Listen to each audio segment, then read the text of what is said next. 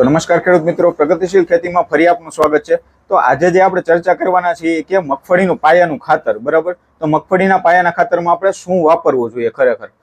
તો જો કૃષિ યુનિવર્સિટીની ભલામણ તરફ જઈએ તો આપણે જે છે એ 12 kg એટલે કે 12 કિલો નાઇટ્રોજન આપવું જોઈએ પાયામાં, પ્લસ કે 25 કિલો ફોસ્ફરસ આપવું જોઈએ અને 50 કિલો જેટલું પોટાશ આપવું જોઈએ।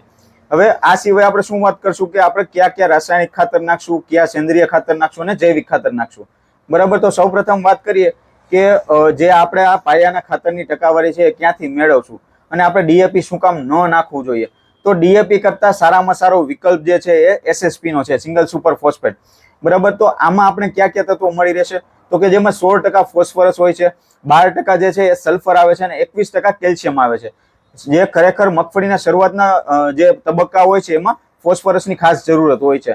તો જે છે ફોસ્ફરસ આપણે એસએસપી થ્રુ મળી રહે છે, પ્લસ કે જેમાં સલ્ફર ને કેલ્શિયમ આવે છે। તો સલ્ફર કેલ્શિયમ શું કામ આપશે કે સલ્ફર જે છે એ દાણો ચમકદાર બનાવશે, તેલની ટકાવારી વધારશે અને પ્લસ કે જમીનમાં જે અમુક ફૂગ હોય છે એનો પણ અમુક અંશે એનો નાશ કરશે। અને કેલ્શિયમ શું કરશે તો કેલ્શિયમ જે છે એ છોડવો મજબૂત બનાવે છે।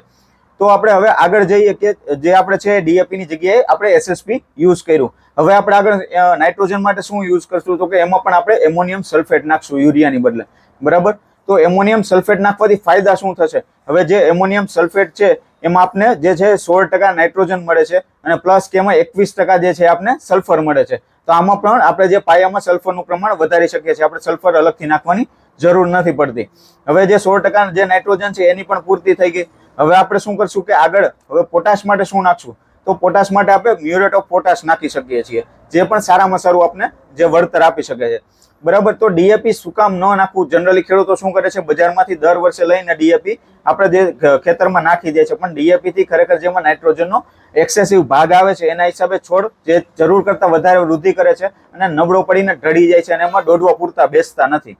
તો ડીએપી ની જગ્યાએ આપણે એસએસપી, એમોનિયમ સલ્ફેટ અને મ્યુરેટ ઓફ પોટાશ આ 3 ખાતરનો પાયામાં વ્યવસ્થિત ઉપયોગ કરશું, જેનાથી હિસાબે આપણે જે મગફળીનું ઉત્પાદન છે એ આપણે જે જૂના વર્ષો જેમાં ડીએપી નાખીને લેતા હતા એનાથી આપણે સારું મળી શકે છે।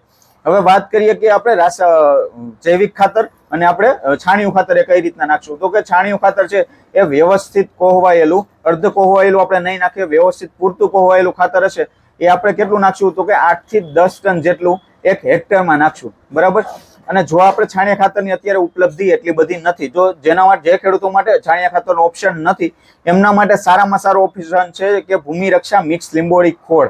હવે ભૂમિ રક્ષા મિક્સ લીંબોળી ખોળ હું દર વિડીયોમાં ખેડૂતોને જે છે ભલામણ કરતો રહું છું। એનું કારણ એ જ છે કે જે જરૂરી તત્વો છે, જે જરૂરી સૂક્ષ્મ તત્વો છે, પ્લસ કે જે બીજા તત્વો છે એ આપણે આમાંથી મળી રહેશે। હવે આમાં 6 વસ્તુ એક સાથે આપેલી છે, તેનાથી શું થશે કે જે આપણે દોડવા સડવાનો પ્રશ્ન છે કે 20 થી 30% દોડવા દર વર્ષે સડી જાય છે એ અટકશે, પ્લસ કે જમીનજન્ય ફૂગ જે 20 થી 30% 40% જેટલી અટકી જશે। એ સિવાય શું થશે કે પ્લસ કે જે જમીનની કીટકો છે કે જમીનના જીવાતો છે એ પણ જે છે એ અટકી જાય છે, પ્લસ કે એમાં જે મરઘાનું ચોરક ને કાજુનો ખોળ આવે છે એના હિસાબે તત્વોની પૂર્તિ થશે અને જે આપણે સારામાં સારું ઉત્પાદન તરફ આપણે વાળશે અને ગામ કરતા જે આપણો દાણો છે એની ચમક કંઈક અલગ હશે।